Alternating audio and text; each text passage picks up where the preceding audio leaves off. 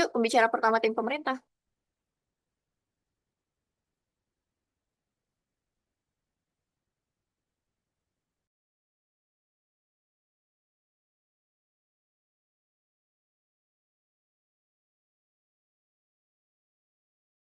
Um, halo tes tes. Ya, Apakah saya terdengar. dengar? Kenapa kak? Ya, terdengar, terdengar. Oke. Untuk preferensi POI itu langsung verbal aja dan saya juga berharap ada POI untuk kepentingan debat yang menarik.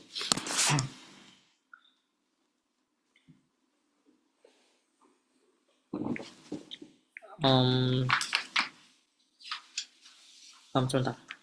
Oke, pidato akan semuanya dengan tiga,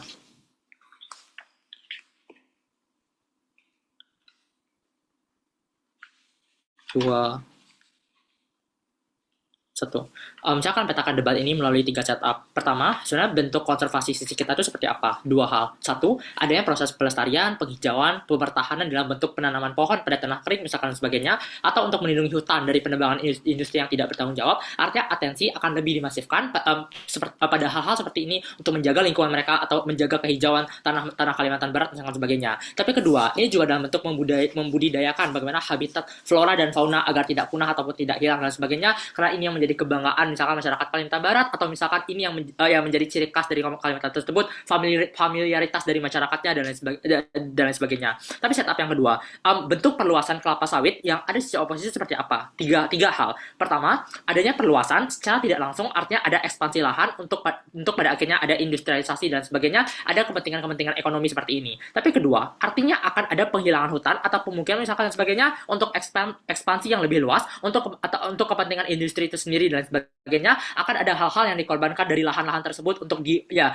switch menjadi misalkan lapangan kelapa sawit misalkan dan sebagainya untuk memenuhi bagaimana misalkan target target industri untuk pada akhirnya mengekspor kelapa sawit atau mengolah kelapa sawit misalkan sebagainya. Tapi ketiga, model kerugian deforestasi itu seperti apa contohnya? Misalkan kayak yang saya tadi bilang, kalau misalkan akan ada misalkan pembakaran gambut dan sebagainya, atau misalkan penebangan hutan dan lain-lain, untuk pada akhirnya kita mengindustrialisasi lahan tersebut untuk pada akhirnya kita membuat industri-industri kelapa sawit, atau misalkan kita untuk memperluas lapangan kelapa sawitnya itu sendiri. Karena gini, kalau lapangannya diperluas artinya kan ya operasional berarti nambah dong dan sebagainya. Artinya industri ya juga mungkin likely untuk ditambah dan sebagainya. Artinya semakin banyak perlu lahan yang pada akhirnya akan deforestasi dan sebagainya. Dampaknya adalah kayak hal-hal seperti gambut, atau gambut yang yang banyak menyimpan karbon lah intinya dan sebagainya, pada akhirnya ketika ini dibakar atau dihilangkan sebagainya, ini akan melepaskan banyak karbon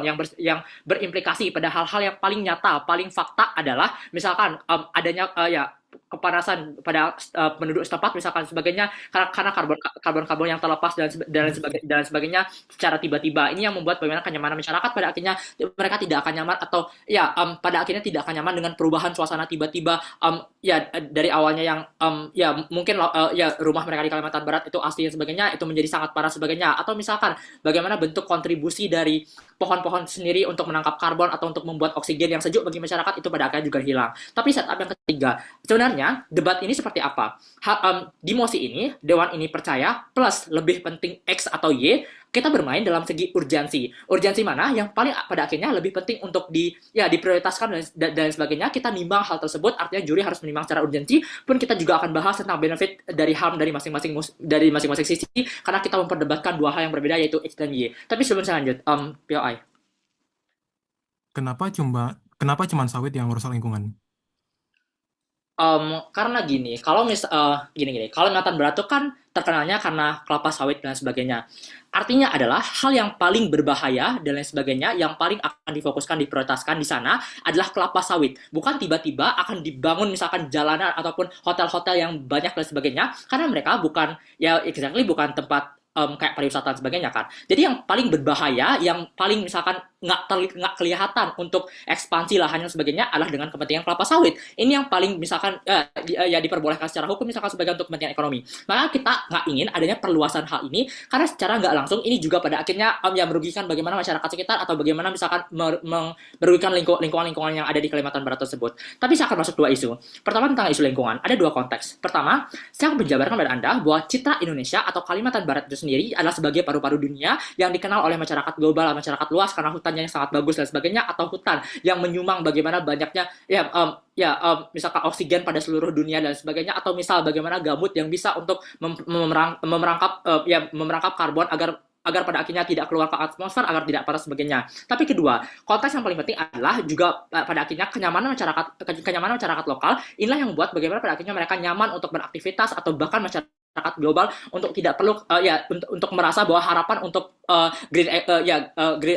harapan untuk pada akhirnya lingkungan itu bagus, mengurangi misalkan kepanasan global sebagainya, itu mungkin untuk terjadi. Inilah harapan-harapan dan juga kenyamanan dari masyarakat lokal ataupun global. Tapi kenapa lingkungan akan terjaga di sisi kita? Karena pertama, di sisi kita dengan pada akhirnya kita mementingkan bagaimana misalkan prioritasan untuk misalkan konservasi, pelestarian hutan dan sebagainya atau gambut, maka pada akhirnya interest dari pemerintah lokal ataupun pemerintah Indonesia itu sendiri dan sebagainya pada akhirnya memfokuskan pada hal-hal seperti ini yang paling dijaga dan sebagainya. Kedua, urgensinya adalah selama ini yang paling rentan untuk pada akhirnya digusur dan sebagainya itulah hutan-hutannya atau bahkan pemukiman itu sendiri dengan dijustifikasi kalau kita tuh perlu lahan sawit loh dan sebagainya. Maka ini hal yang paling sering dilakukan oleh pemerintah lokal sendiri untuk kepentingan mereka masing-masing. Makanya pada akhirnya kita ingin untuk menjaga atau memberikan atensi agar pada akhirnya lingkungan hutan ini pada akhirnya akan terjaga ataupun aman. Tapi kenapa hal ini penting? Ada dua alasan. Satu, citra Indonesia sebagai paru-paru dunia sangatlah sentral yang ada di Kalimantan, khususnya Kalimantan Barat misalkan dan sebagainya yang perlu dijaga. Tapi kedua,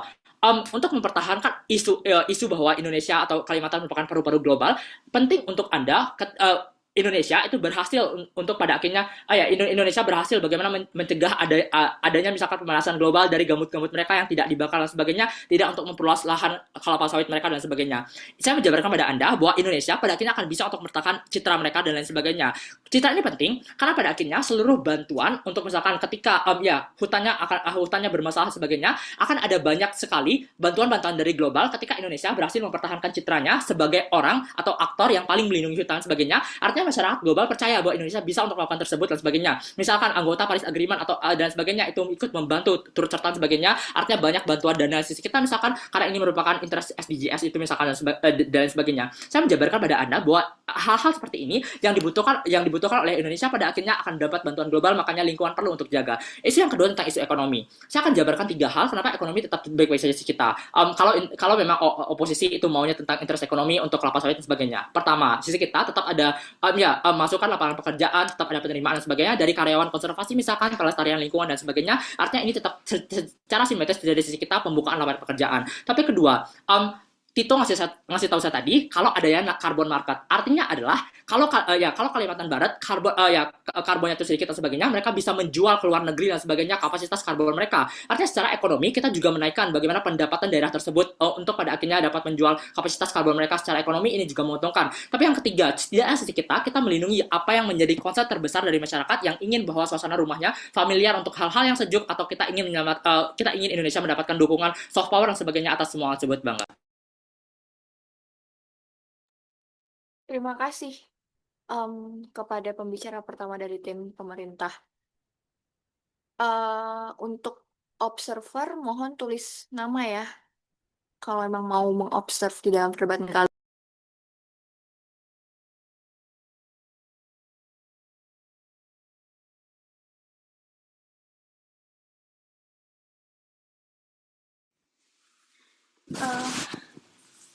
Halo, aku anggap suaraku terdengar dengan jelas. Untuk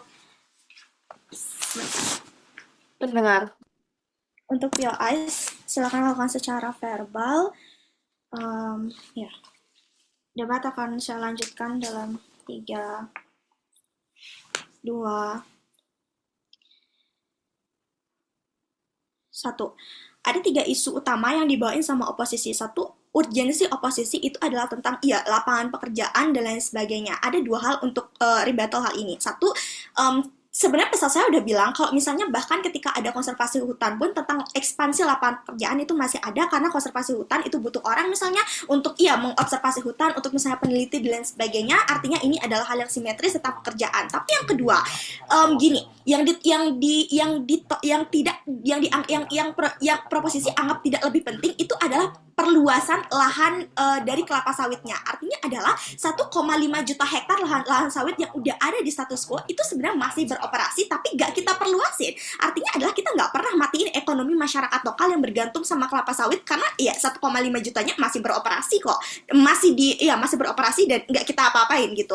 Tapi yang kedua adalah oposisi bilang kalau misalnya banyak eksternalitas yang jauh lebih parah dibandingkan dengan hutan-hutan ini.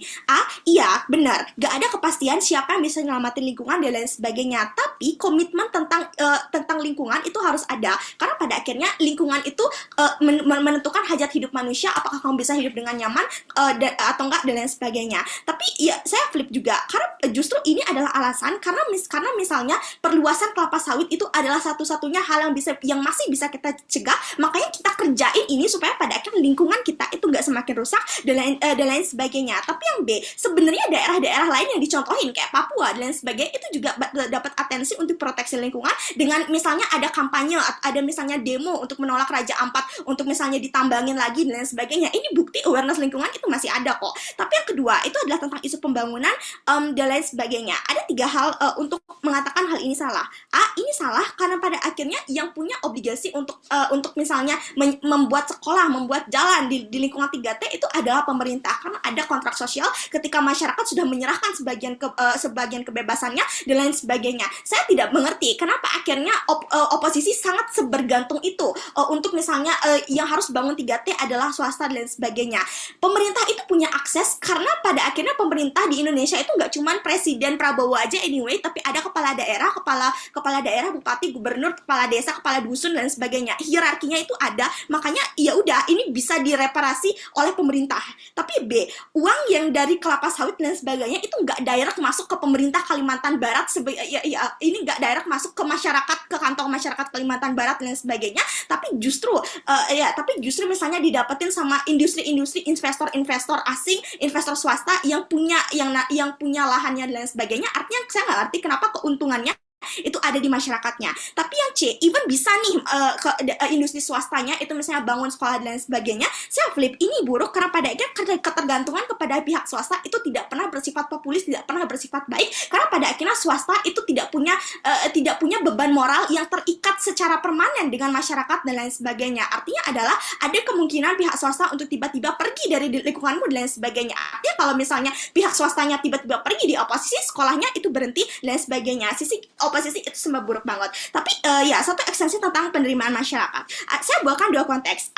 Kita ini main dalam konteks Kalimantan Barat. Artinya ada 2 hal yang harus diperhatikan. 1, Kalimantan Barat itu misalnya identik atau sangat khusus dengan misalnya ada masyarakat adat kayak misalnya ya orang Dayak dan sebagainya. Mereka adalah orang-orang yang sangat peduli dengan lingkungan karena misalnya ini adalah ajaran-ajaran suku mereka. Tapi 2, walaupun misalnya mereka bukan walaupun masyarakat Kalimantan Barat itu nggak semuanya masyarakat adat, tapi saya rasa masyarakat Kalimantan Barat itu punya prinsip tanah mereka punya prinsip rasa kepemilikan dan lain sebagainya. Artinya ada tendensi mereka untuk melindungi tanah kelahiran mereka dan lain sebagainya. Ini sama kenapa kayak Bali itu nggak boleh bangun gedung tinggi, karena masyarakat Bali itu punya sense of belonging yang tinggi sama daerah kita, supaya kita nggak jadi supaya sawah kita itu masih bisa ada dan lain sebagainya. Tapi yang B, hutan itu punya peran yang sangat vital untuk kelangsungan hidup manusia secara global, karena udah dibilang Kalimantan itu paru-paru dunia. Artinya oksigen dari Kalimantan itu mempengaruhi misalnya suplai oksigen dalam ranah global dan lain sebagainya. Tapi gini, masalahnya adalah geografis lingkungan tentang hutan mana yang bisa menghasilkan oksigen paling banyak dan sebagainya itu nggak bisa dipilih untuk dimiliki oleh negara apa.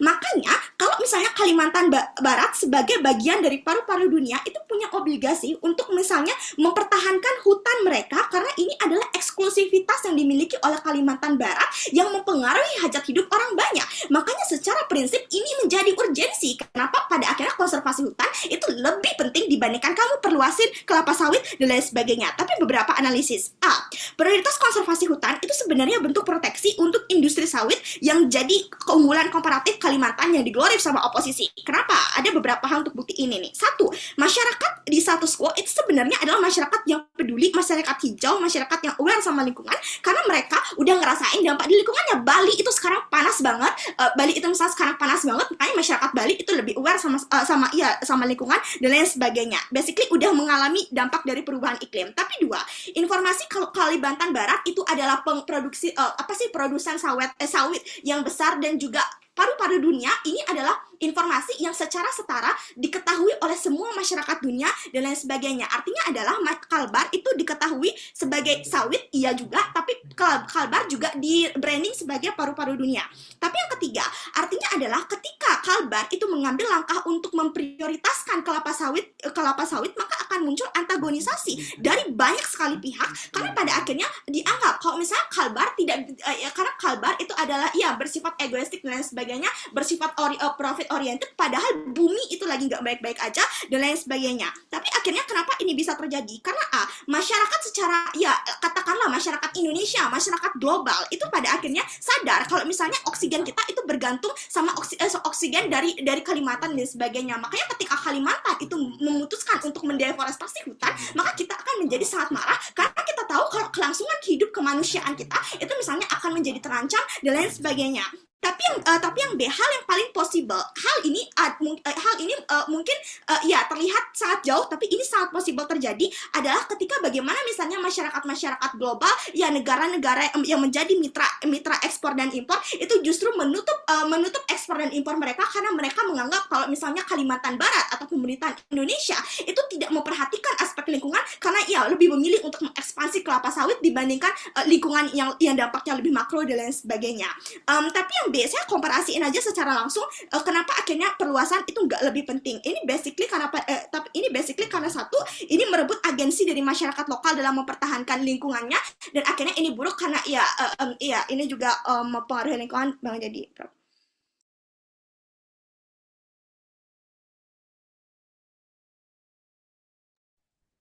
Oke, terima kasih pada pembicara kedua dari tim pemerintah. Saya undang pembicara kedua dari tim oposisi.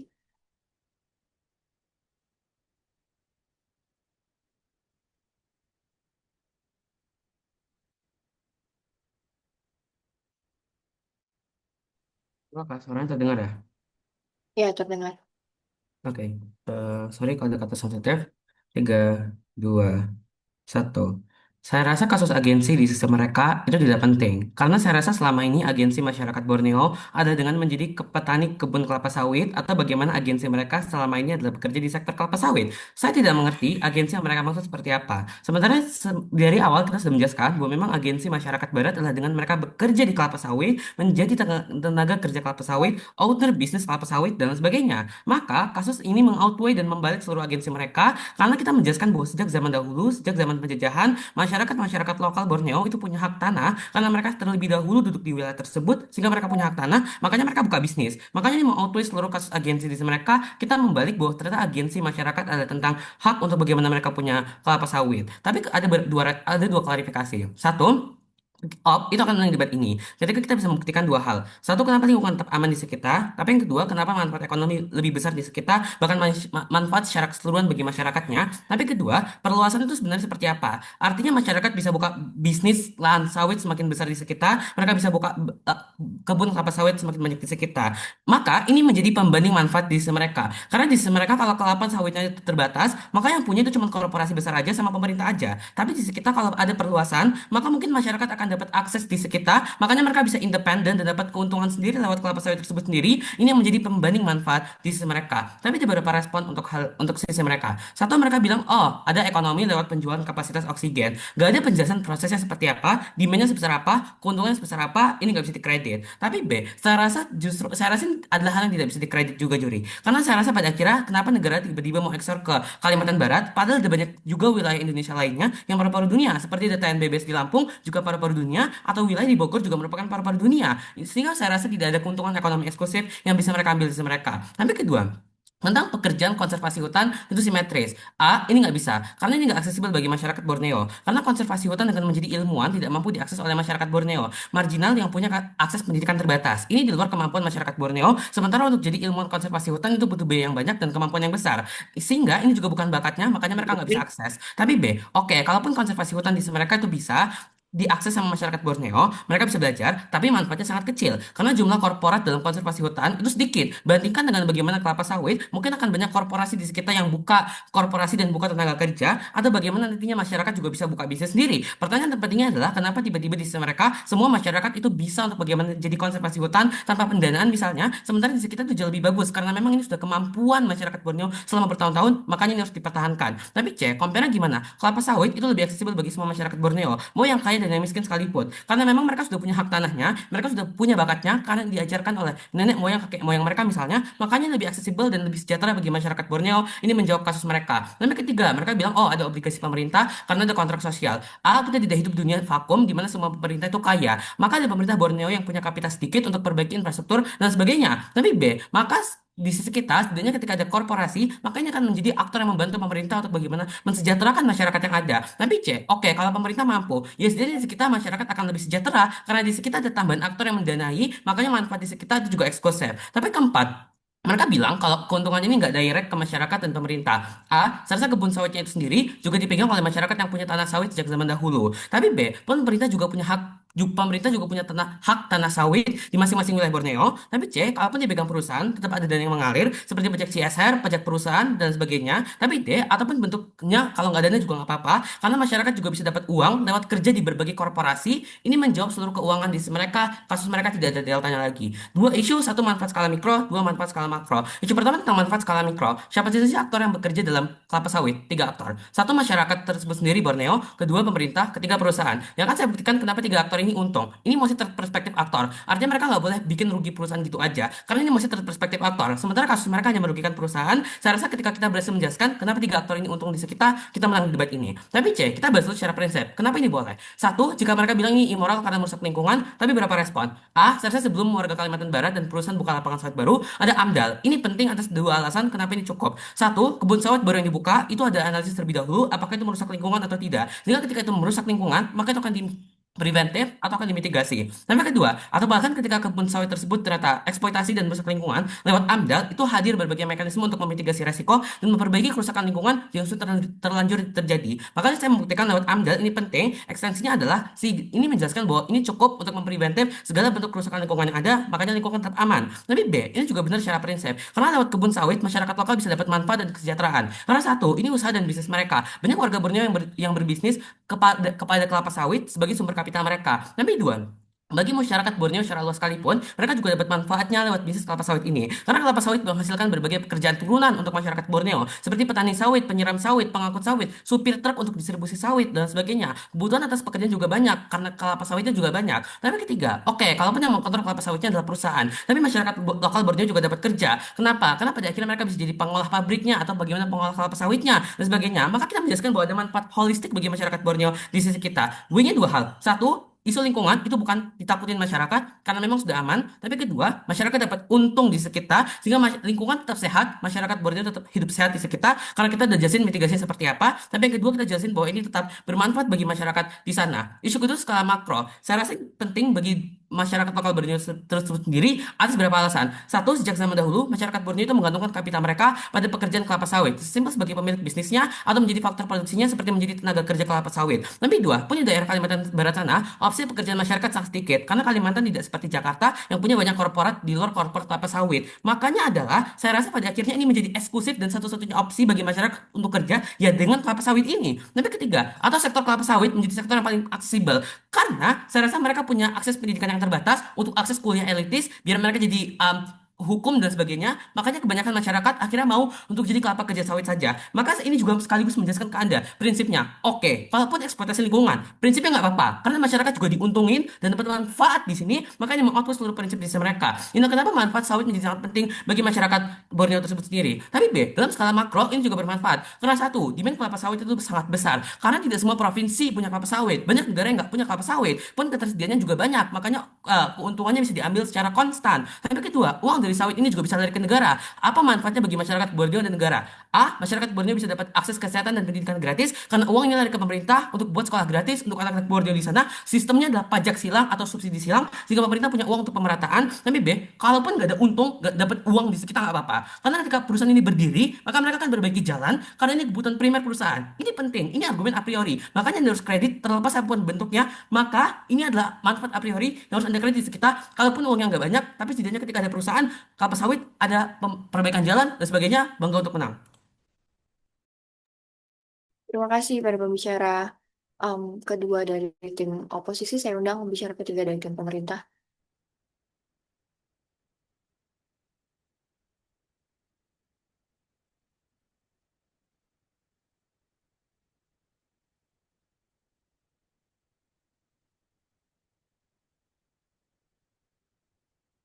Pembicara ketiga Halo, tim sorry, pemerintah. sorry, sorry, sorry. Maaf Kak. Suaranya terdengar jelas ya? Ya, jelas. Oke, terima kasih.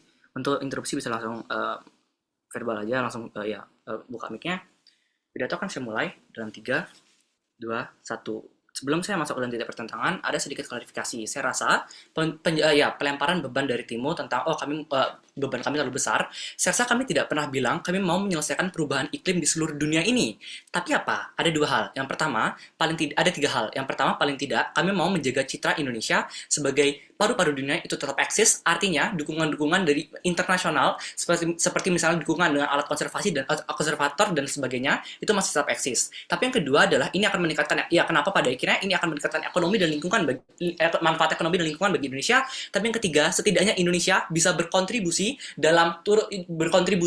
berkontribusi untuk menyelesaikan masalah iklim walau tidak sepenuhnya tapi paling tidak ada kontribusinya. Timo bohong kalau misalkan bilang Indonesia itu adalah aktor yang tidak bersalah, adalah aktor yang tidak bersalah karena tidak menyebabkan krisis iklim. Jelas Indonesia menyebabkan itu karena Timo sendiri yang bilang kalau penambangan dan lain sebagainya itu terjadi di mana-mana, Jakarta, Papua dan sebagainya. Artinya Indonesia juga sudah melakukan proses penambangan itu dan juga turut berkontribusi dalam merusak iklim. Artinya juga Indonesia memiliki beban moral dan ini terjustifikasi untuk mereka mengembangkan wilayah konservasi ini untuk menyelesaikan permasalahan yang Indonesia turut berkontribusi di dalamnya. Masuk ke dalam titik pertentangan ada 3, urgensi, ekonomi, sama lingkungan. Yang pertama tentang urgensi. Bahkan dari pembicara pertama mereka bilang, kalau kita stop ekspansi kelapa sawit, masih ada tambang-tambang lain. Kayak mereka bilang, oh Indonesia masih akan nimbang di Papua, masih bakal nimbang di mana-mana dan lain sebagainya. Tapi permasalahannya adalah ini udah di luar konteks debat. Kita nggak perlu mendebatkan apakah kita harus menyetopkan atau ekspansi dan sebagainya di tambang-tambang di luar konteks yang diberikan pada debat ini. Pada debat ini yang harus kita perdebatkan adalah apakah ekspansinya yang harus kita perdebatkan adalah tentang kelapa sawit ini pada akhirnya bukan tentang tambang-tambang lain. Pun kalau iya, ini membuktikan kepada Anda kalau sebenarnya proses industrialisasi di Indonesia, proses ekspor impor, kebutuhan ekonomi sudah cukup terpenuhi karena banyak sekali tambang-tambang lain yang sudah bisa memenuhi itu. Tapi pada akhirnya tapi kalau tentang hutan itu hanya sisa 1 di Kalimantan Barat aja. Ini yang pada akhirnya tersisa dan yang paling penting dan yang paling rentan untuk hilang dari Indonesia. Makanya ini yang paling urgent untuk kita lindungi dan kita proteksi karena inilah pada akhirnya paling rentan untuk misalkan hilang karena misalkan tergerus dengan industrialisasi.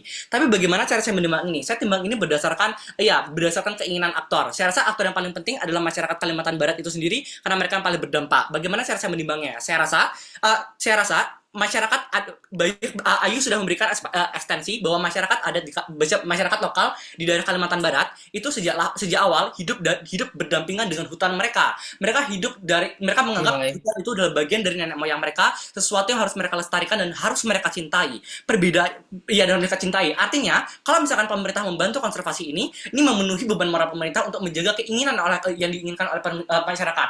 Tapi perbedaannya adalah industrialisasi merupakan bentuk kolonialisasi pemerintah sendiri untuk mengeksploitasi sumber daya alam yang ada pada Kalimantan Barat dan mengambil keuntungannya untuk diri mereka sendiri yang udah dijelaskan juga sama Ayu. Ini membuktikan kepada Anda secara urgensi dan secara penimbangan faktor rentan yang dibutuhkan adalah untuk memproteksi hutan. Sebelum lanjut ke tim pertanyaan 2, silakan. Saya rasa ownernya bukan perusahaan industrial doang, tapi masyarakat adat juga butuh kelapa sawit buat mereka makan, hidup, dan sebagainya. Oke, kita bahas isu yang kedua tentang ekonomi.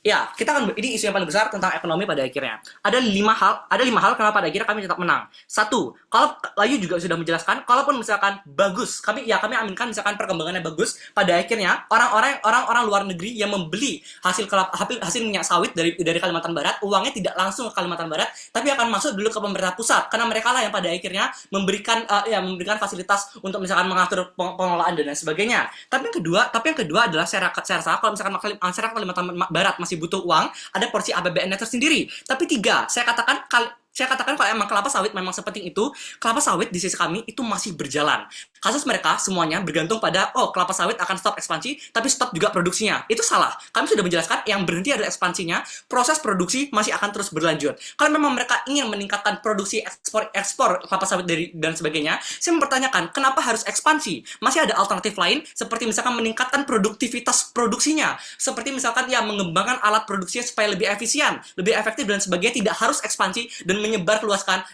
lahan-lahan lain dan mengorbankan lahan-lahan lain.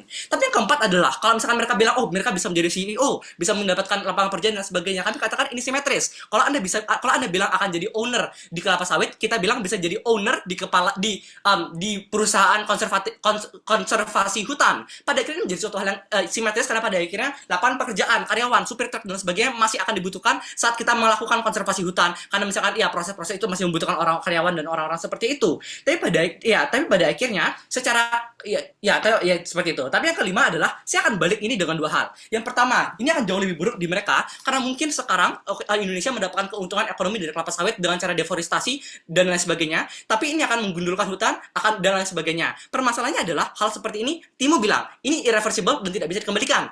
Artinya dampaknya jangka panjang. Mungkin sekarang Anda dapat uang, tapi berpuluh-puluh tahun kemudian Anda akan butuh dana yang jauh lebih besar untuk mereparasi kerusakan hutan yang udah mencelakai dan mencederai masyarakat Indonesia karena ada penggundulan hutan dari sini. Ini membuktikan kepada Anda, justru ini akan menimbulkan dampak buruk yang jauh lebih buruk secara ekonomi secara jangka panjang karena proses reparasi tersebut.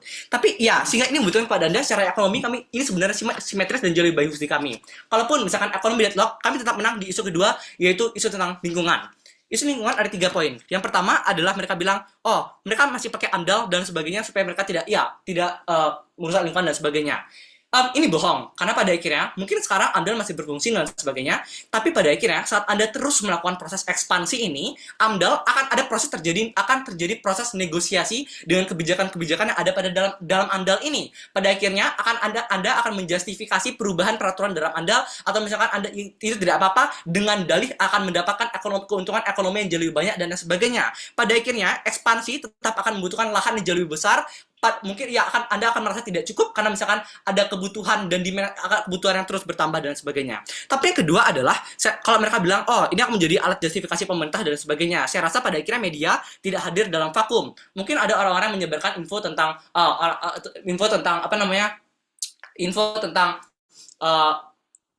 konservasi hutan, tapi tetap akan ada media menyebarkan informasi tentang penambangan. Itu yang pada akhirnya dijelaskan sama Ayu, ini masih bisa dikasih CMS dari masyarakat. Tapi perbedaannya, kalaupun misalkan memang ini jadi justifikasi pemerintah, saya mempertanyakan, terus kenapa? Paling tidak di sisi kami, masih ada usaha pemerintah yang nyata untuk mengambil tindakan, untuk mengambil tindakan menjaga lingkungan mereka dan sebagainya. Tapi yang terakhir adalah masalah irreversible, tapi pada akhirnya di mereka akan jauh lebih sulit untuk mengatasi lingkungan yang sudah rusak dan digunduli, karena mereka pada akhirnya membutuhkan waktu yang jauh lebih lama untuk memperbaikinya. Atas sebuah dasar tersebut, Terima kasih pada pembicara ketiga dari tim pemerintah. Saya undang pembicara ketiga dari tim oposisi.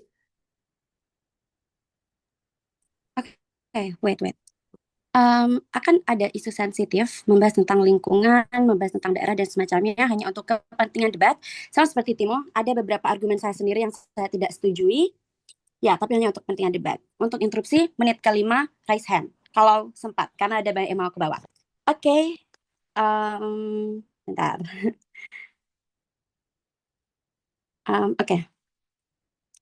3, 2, Satu, gak ada yang lebih kejam dari menyuruh orang menjaga hutan ketika mereka sendiri gak bisa menjaga dapurnya untuk tetap nyala. Ketika masyarakat Kalimantan Barat itu dijadikan sebagai simbol paru-paru dunia, mereka bukan diberdayakan, mereka dijadikan alat. Mereka tidak pernah diberikan pilihan selain untuk melestarikan hutan demi dunia, sementara hak mereka atas tanah, atas pendidikan, atas kesejahteraan dikorbankan untuk konservasi. Inilah bentuk kolonialisme modern yang mengagungkan pelestarian sambil melanggengkan dari kemiskinan dari masyarakat itu sendiri. Makanya di sisi kami urgensinya sangat jelas. Masyarakat butuh ruang untuk bagaimana mereka bisa bertumbuh, untuk bagaimana mereka bisa mandiri secara ekonomi, dan untuk mengambil alih kendali atas tanah mereka sendiri. Yang ini memang urgensi yang seharusnya kita bahas. Karena ketika mempertahankan hutan itu tak boleh berarti bagaimana kalian mengorbankan manusia yang hidup di dalamnya. Beberapa 5 kesalahan yang ada di sisi mereka. Satu, tentang bagaimana ada karbon ekonomi, tetap bisa menyelamatkan perekonomian masyarakat. Saya rasa ini bohong banget. Kenapa? Pertama, skema ini sangat spekulatif dan berbasis pasar global yang nggak stabil. Artinya tidak pernah ada jaminan bahwa masyarakat Kalimantan Barat akan benar-benar mendapatkan keuntungan ekonomi yang setara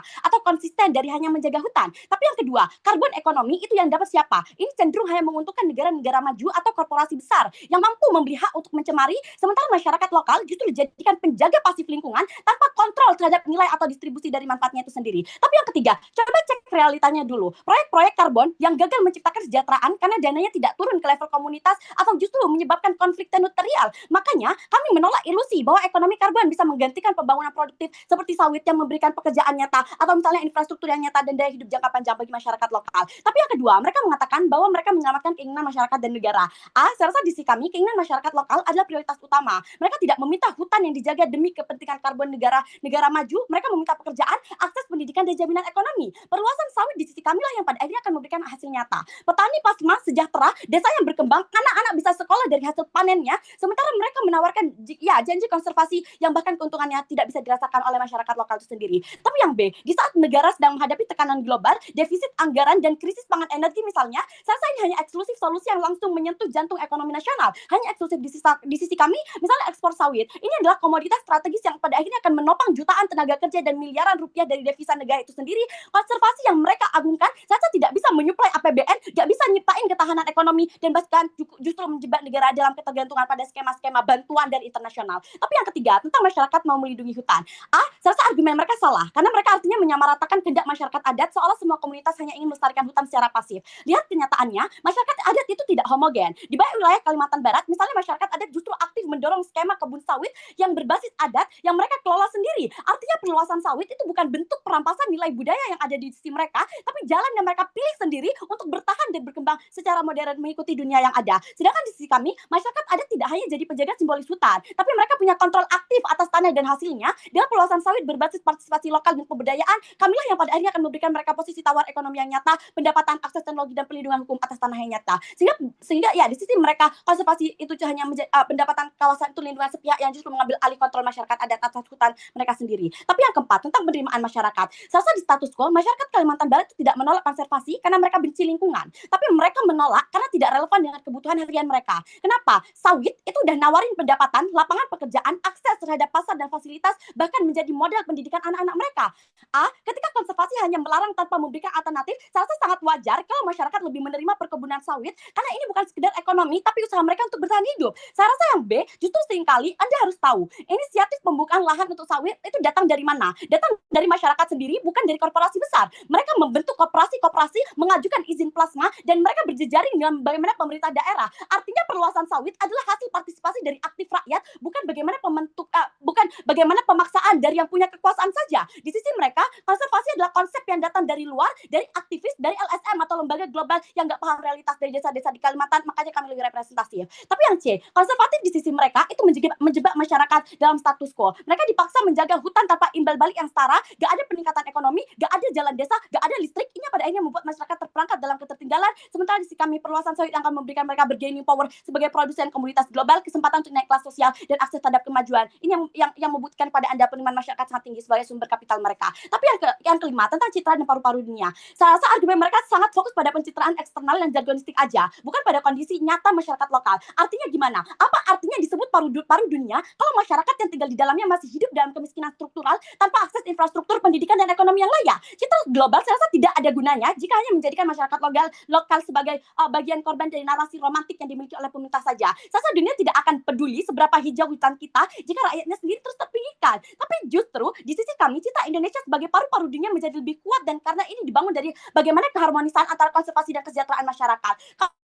Kami yang mendorong model perusahaan sawit yang berkelanjutan berbasis teknologi rendah emisi, zona ekosistem dan semacamnya, partisipasi masyarakat lokal itu ada. Sehingga Drupsi, dengan ini Indonesia bukan hanya dikenal sebagai yang luas hutannya, tapi karena kemampuannya menjadi negara yang stabil dan semacamnya. Masuk pada titik bertenang. Udah 5. 1. Secara prinsip bagaimana kepentingan ekologis jangka panjang versus hak daerah untuk menentukan perekonomiannya. Saya rasa premis itu sesimpel bahwa hutan dan gambut itu memiliki nilai intrinsik yang nggak bisa ditukar. Konservasi sebagai satu-satunya cara untuk mencegah bencana ekologis dan mencatatkan paru-paru dunia. Masalahnya adalah saya rasa prinsip ini terlalu ideal dan mengabaikan relasi kekuasaan yang timpang antara pusat dan daerah, antara negara dan warga lokal. Tapi apa yang kami buktikan kepada Anda bahwa keadilan ekologis itu tidak bisa dilepaskan dari keadilan sosial. Lihat bagaimana Kalimantan Barat selama ini hanya ditugaskan menjaga hutan tanpa diberikan sumber daya, infrastruktur atau nilai ekonomi yang sebanding. Petani dilarang membuka lahan, namun juga tidak diberikan alternatif hidup yang layak. Makanya kami percaya bahwa ketika satu komunitas hidup dalam kemiskinan sistemik, negara tidak bisa memaksakan konservasi yang meminggirkan mereka dengan dalih kepentingan global. Tapi kenapa prinsip kami itu lebih penting dan lagi itu terwujud?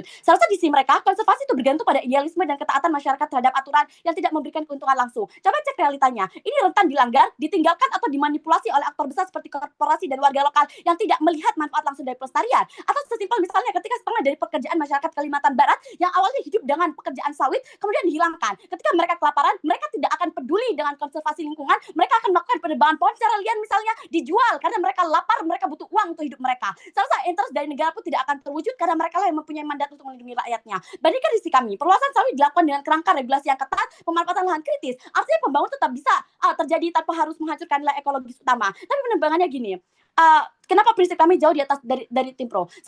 Keadilan sosial itu lebih mendasar dan universal. Gak semua daerah di Indonesia itu punya kekayaan ekologi, tapi semua rakyat Indonesia punya hak untuk hidup layak.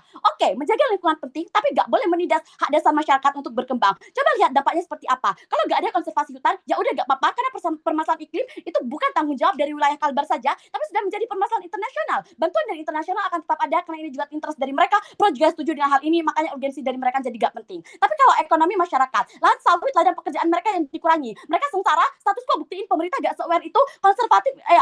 Konservasi datang dari mana? Dari Jakarta atau bahkan LSM yang saya udah jelaskan tadi, yang biasa cuma sibuk berbicara soal karbon dan emisi, tapi gak pernah hadir saat masyarakat butuh akses air, listrik, dan semacamnya. Makanya oposisi menang. Ya, terima kasih pada pembicara ketiga dari tim oposisi. Saya undang pembicara penutup dari tim oposisi. Oke. Saya merasa bahwa suara saya terdengar dengan jelas. Pidato, Terdengar. oke, pidato kan sama dengan timer.